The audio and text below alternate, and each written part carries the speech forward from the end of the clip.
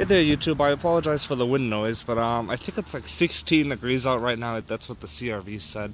And it was -2 this morning. I haven't started the TL at all.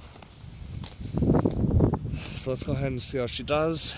She's been sitting since about 8 o'clock last night. It's now 2:30 in the afternoon. It's warmed up a little bit, but like I said, it was in the negatives all overnight.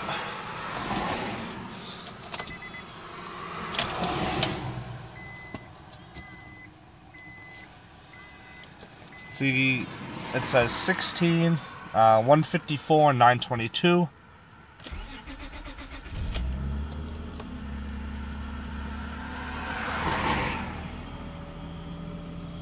Oh, she's cold.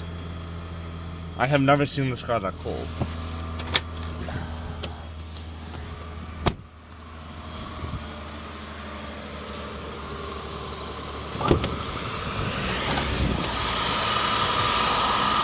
Oh yeah, she's cold.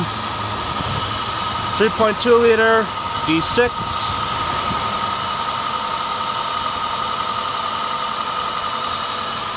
See, I'm getting a call right now. So I'm just trying to wait for that to go away.